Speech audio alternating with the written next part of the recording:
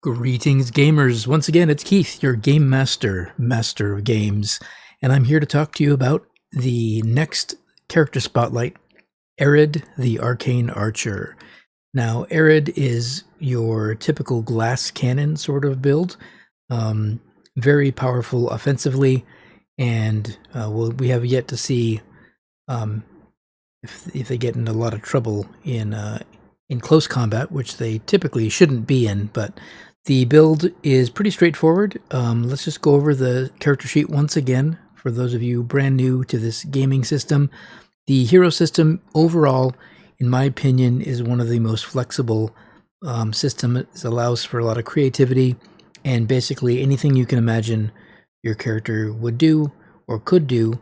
It's defined by a very balanced system of characteristics, and it uses a 3d6 system of success rolls. And I find that the math behind 3d6 is really a lot more accurate than some other game systems, which leave a lot more randomness. While of course the randomness still exists with die rolls, you never know what you get. The bell curve of the 3d6 system tends to balance out and averages a medium die roll, which makes more sense mathematically.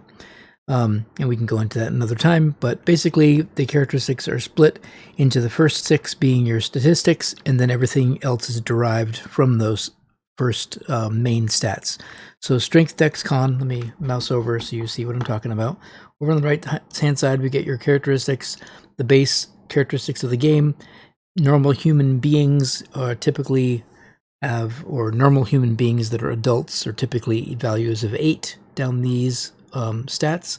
Of course, these characters are a little bit more special and intended to be heroes of the game, so the stats are a little bit better. Arid here has an average strength, has an above average dexterity, fairly above average in all the stats actually. The training regimen that they put the Arcane Archers through is pretty intense, so they have to be pretty well balanced. So con, int, ego, and presence all pretty well. Presence is also a little bit of just the reputation of the Arcane Archers feeds into that. And then the other stats that are derived from those main characteristics are your combat values. OCV is offensive, DCV is defensive combat value. As you can see, Arid has a lot more training on being offensive, so a couple more points spent there. Defensively, not as good. And then your mental or magic combat, pretty average, pretty standard. Speed is where Arid really shines, because 4 speed is typically twice as fast as typical normal humans. So Arid is moving on phases 3, 6, 9, and 12, and showing that Arid has a lot more actions per turn, and that's why he's such a powerhouse offensively. Over to the defenses, we've got your physical defense, your energy defense. That is basically the 2 forms of damage that can be affected, and your defense is taken off of that damage immediately. So I guess to kind of circle back, the system has, in combat, there's 2 separate things that occur. 1, are you hit by the damage? And then 2, how much damage can you absorb through either your own body's toughness or your armor and things like that all apply to that. So again, it's being hit and then how much damage gets through your defenses. So OCV, DCV, this section here is your how often or how easy it is to hit or be hit.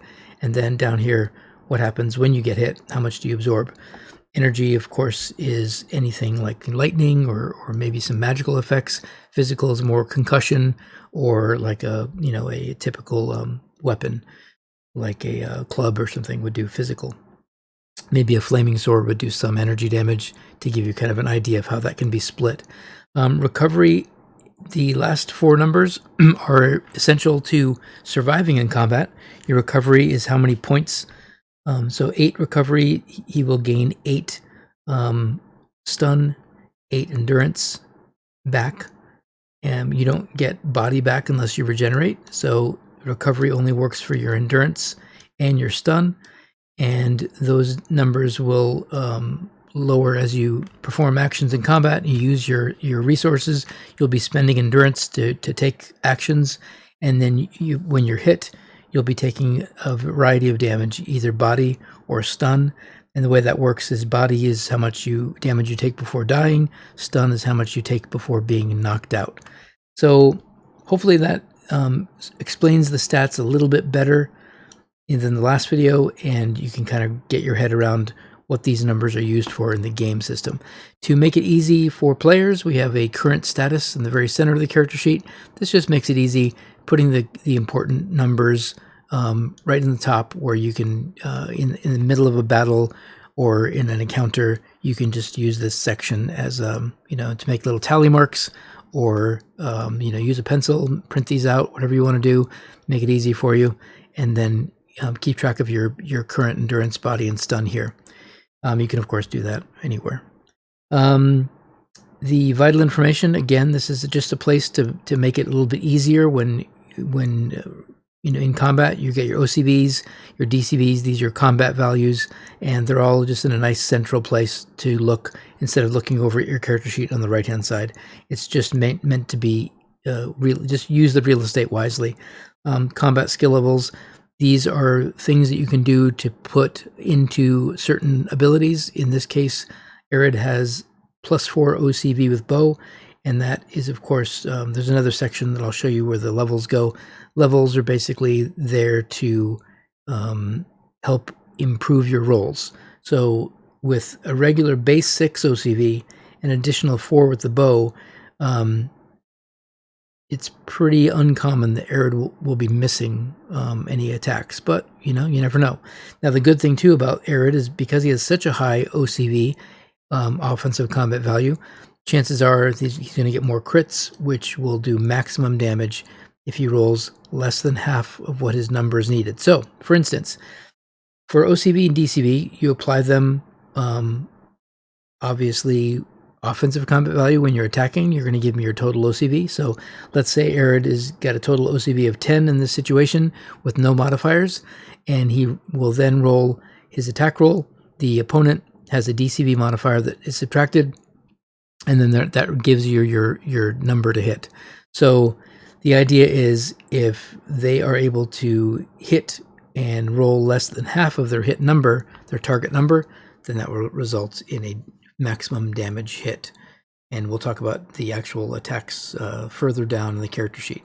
Over here, the movement side on the far left is not super important. You will notice that combat moves, non-combat moves, don't even worry about it. It's not going to come into be a factor. But the combat moves are pretty important. 8 inches is game inches, or 1 meter. So he can travel in one of his phases. So let's say phase 3, he wants to do a full move. He can move 8 hexes on the map. If he wants to take an action, then he would only have to be able to move half of that. So, but he does have a special ability called teleport with his arrows. If he wants to get use his arcane teleportation ability, he can travel much faster across the battlefield, and also, that's a huge advantage. Obviously, he can go vertically and diagonally in whatever direction he wants to go. As long as he has a line of sight, it's pretty important. So I'll actually write that in right now. T-port must have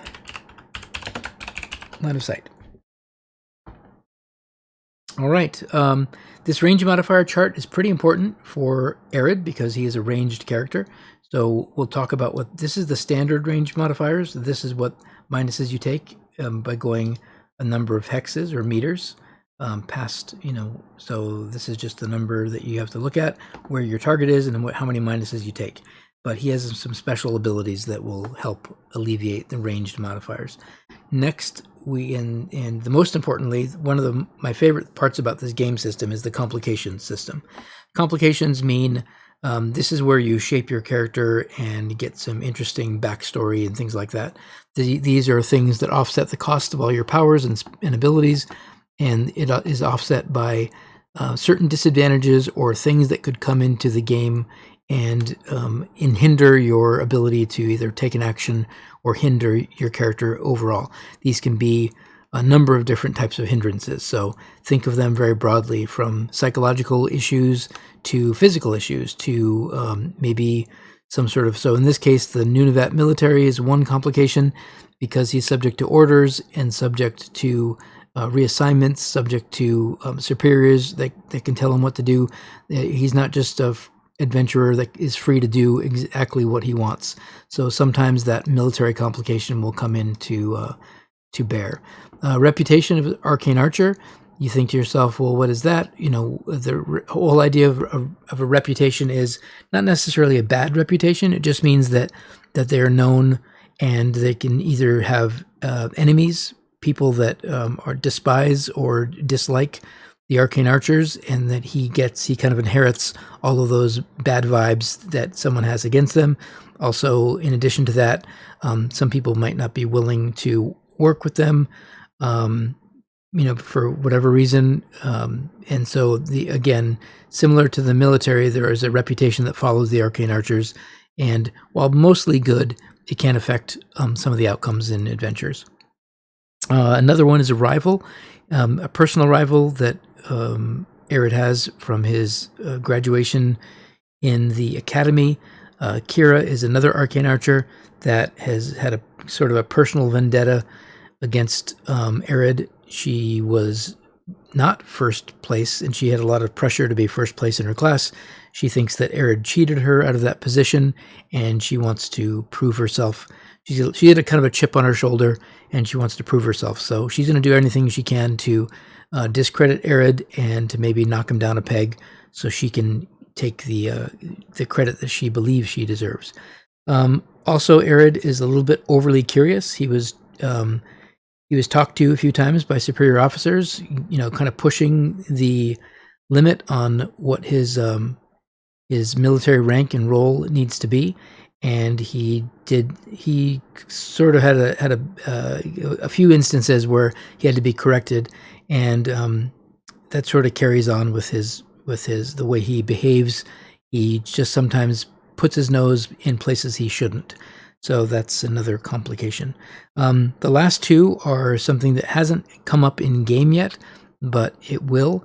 And the reasoning for this, the Arcane Archers go through a pretty intensive magical attunement process with their bows.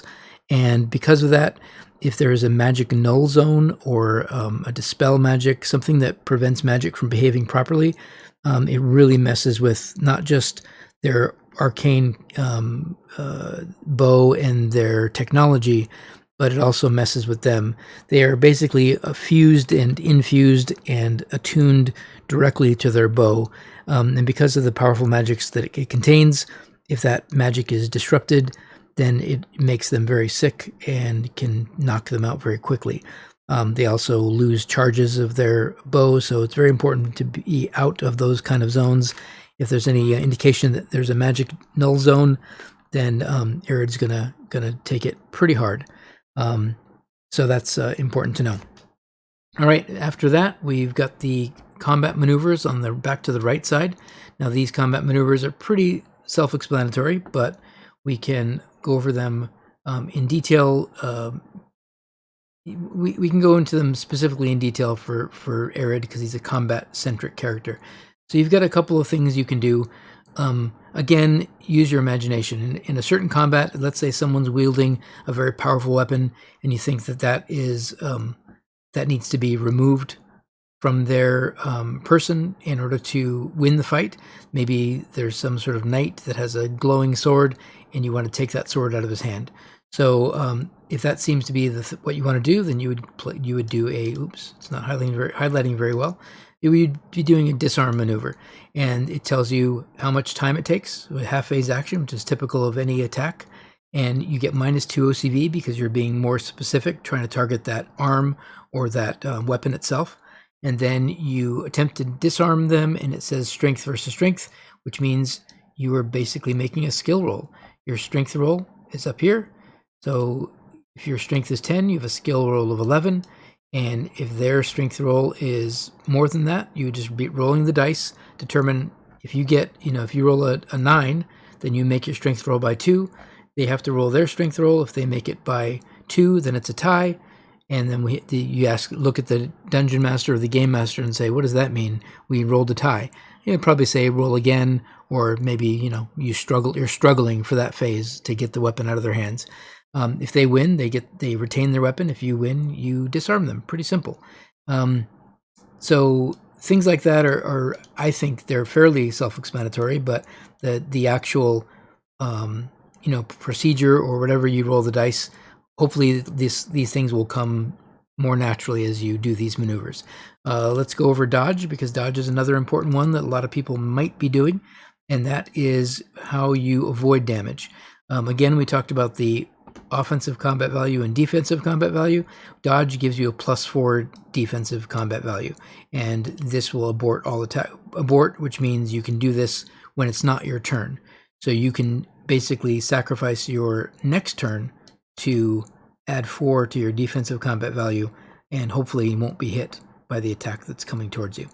And that's good enough. I just wanted to kind of talk about a few maneuvers.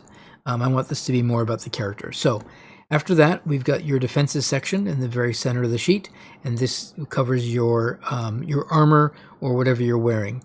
In the case of the Arcane Archers, they do have a magically reinforced chainmail vest, and that gives them slight protection.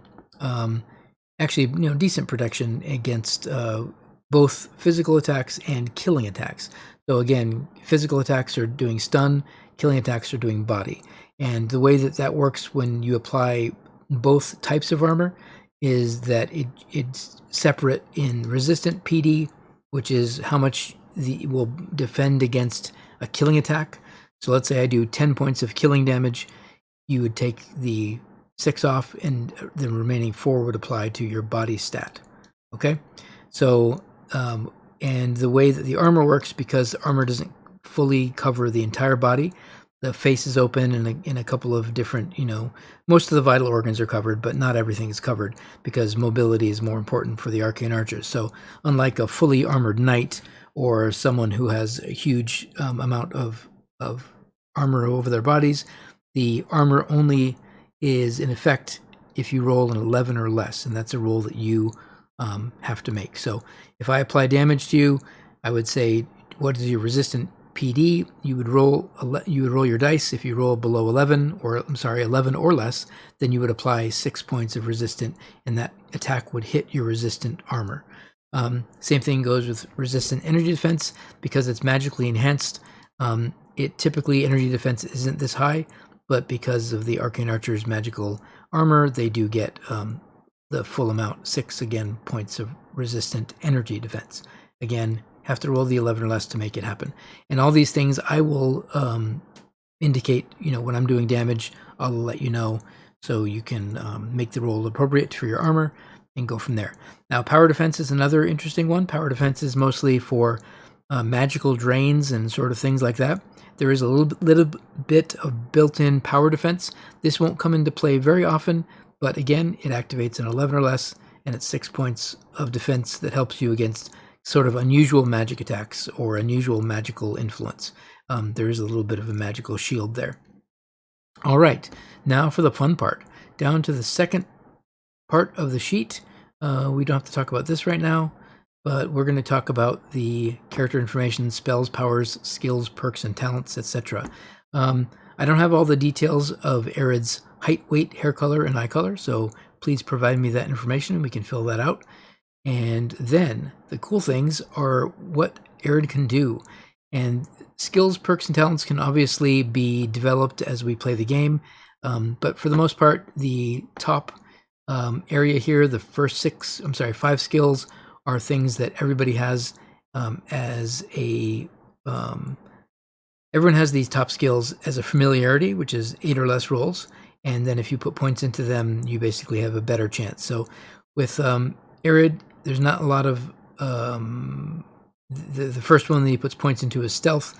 They can be pretty quiet when they need to be, because they are sort of recon frontline soldiers, sort of special ops type of... and so there's times where they have to be very quiet in moving.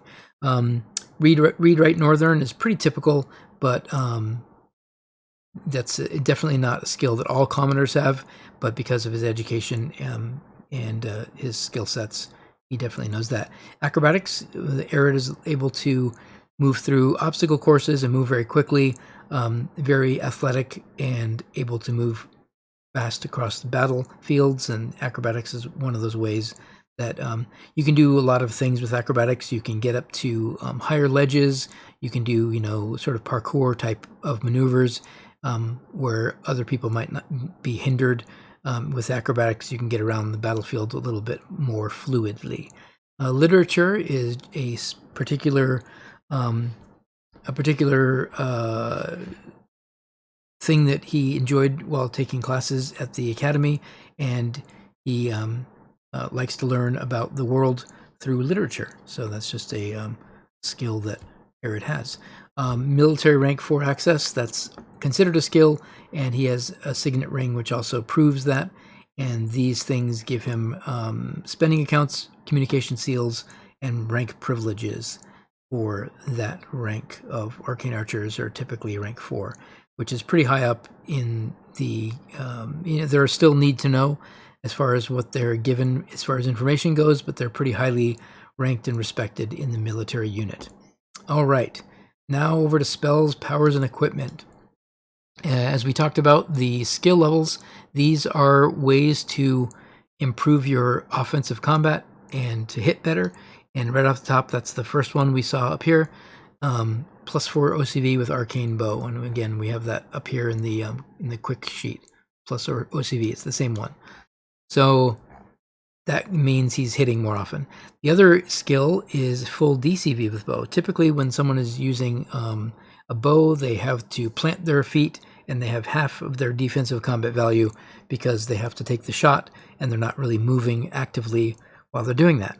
Because he's trained as an arcane archer, Arid is able to have his full DCV while using the bow, so there are no defensive combat minuses. The other one is +2 to range modifier. Now this is the one we talked about, range modifiers up here. Right off the top, he gets +2. So that means the chart has to be adjusted. He has no minuses out to 16 meters. And then beyond that, 17 to 32 meters, he's only -2. 33 to 64 is only -4, etc.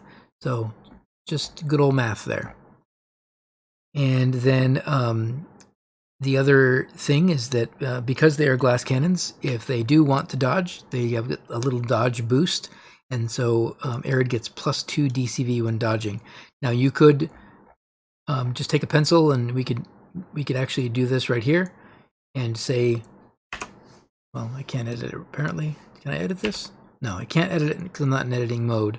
But basically, instead of dodging, getting a +4 defensive combat value for arcane archers and the training they have to get out of dodge, they have literally additional +2. So that's pretty self-explanatory. Just add it to your dodge stat. And then the really fun part, the arcane bow. What does this do? Well, the arcane bow, the description of it is a magical bracer. It's made of special magical alloys. It is around their bow arm, and it pops out it's sort of a retractable bow. It comes out of the bracer itself, and then the arrows are actually energy bolts. Although they pull back a theoretic bowstring, it's all magical and magically created, and those arrows are a blue magical energy that come out of the bow. They do a number of things, and the way this bow works is you have to select 4 functions at the beginning of any day or adventure. So during the morning, the arcane archers typically will make sure their bows are all charged with their magical energy. That basically just lets them, they're basically tuning their bows up constantly. They're using their own inherent magical energy to charge those, and after an 8-hour period, so basically a full night's sleep, the bow is fully charged. Now, fully charged means 36 charges. They have the 4 functions are basically any of these following are the functions of the bow, and you do have to select them at the beginning. So they're kind of modular in that way. Typically, teleport, because it's this movement power, that's usually one they pick all the time. The other one is their 2 attack modes, which is quick fire and kill shot. Those are their most devastating attacks. Decoy is the ability to fire a magical arrow, and where it hits, you will get a decoy of Arid. And the way that can be used is if you're doing a teleportation, it's the same effect visually. So you can teleport to an area of combat and actually move, or you can shoot a decoy arrow and put a decoy of yourself in the same sort of flash, and enemies won't know if you're there or if you're back to where you started. It's a good way, especially with using concealment skills, to either reposition yourself or get a better position to attack the enemy, and can be used in tandem in some very creative ways. So I expect that to be something you just think about.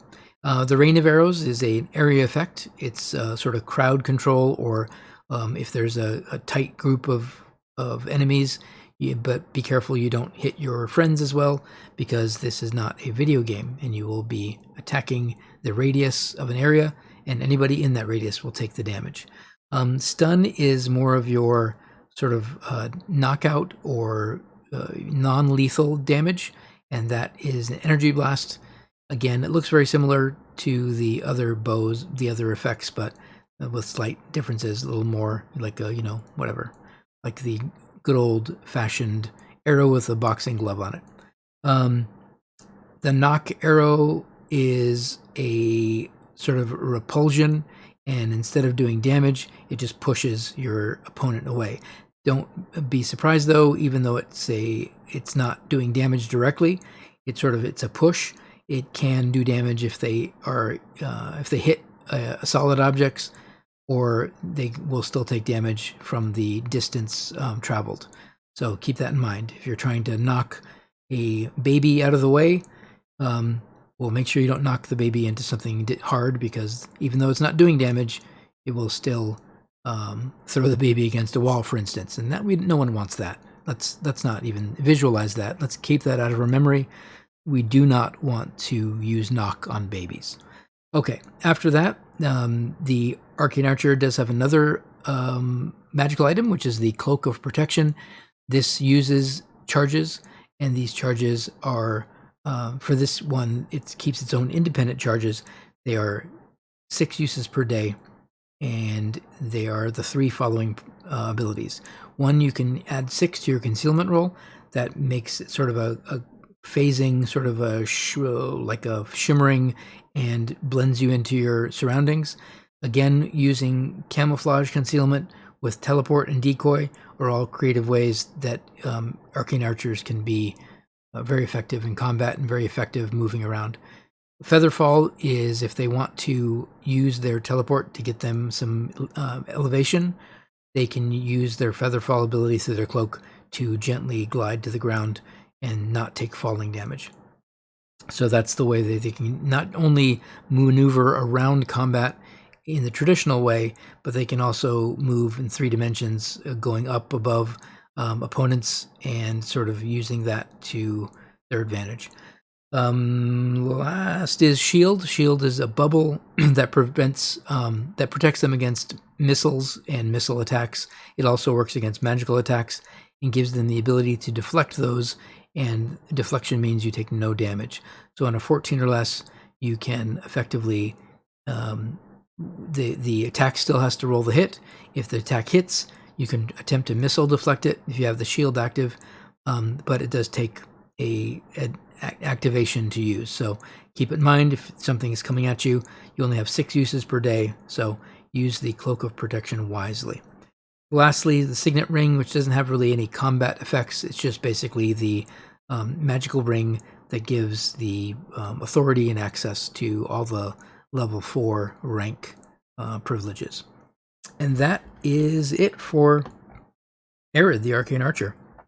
Hopefully you enjoyed this character spotlight, and again, if you have any questions or would like any more detailed explanations, let me know. I'd be happy to help, and we'll be here next time for your next character spotlight. Take care.